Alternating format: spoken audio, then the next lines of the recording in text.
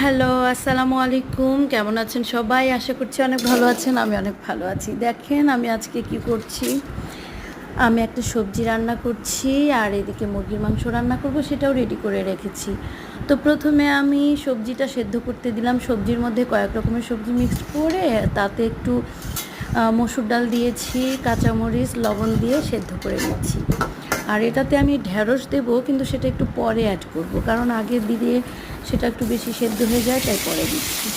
এর দিকে আমি পাশের চুলার মধ্যে মুরগির মাংসটা কষিয়ে নিচ্ছি।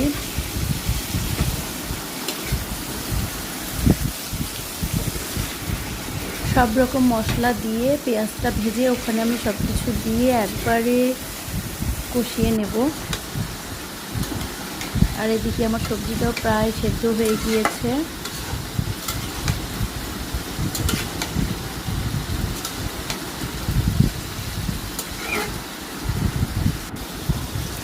মুরগির মাংসটাও একটু করে কষাচ্ছি আর এদিকে সবজিটাও একটু নেড়ে দিচ্ছি, দুটো একসাথেই করছি।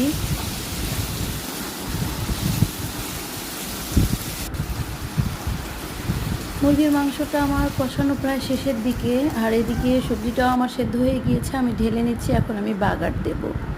তো প্রথমে কড়াইতে আমি তেল ঢেলে নিচ্ছি, এখানে পেঁয়াজ দিচ্ছি। পেঁয়াজটা একটুখানি ভাজা হয়ে গেলে পরে আমি রসুন থেতলে রেখেছি সেটা দেবো।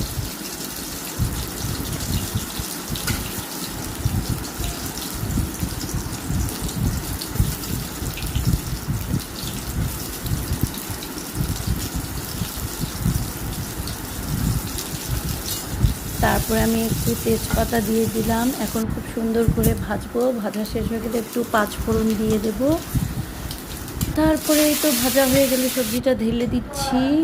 আর এদিকে আমার মুরগির মাংস তো অলরেডি ঝোল দিয়ে ফেলেছি, দুই দিকে দুটো হয়ে যাচ্ছে। সবজিটা আমার হয়ে গিয়েছে, ঢেলে নিলাম। আর এই তো মুরগির মাংস, সালাদ কাটলাম, সাথে একটা ভর্তা ছিল, চিংড়ি মাছের ভর্তা।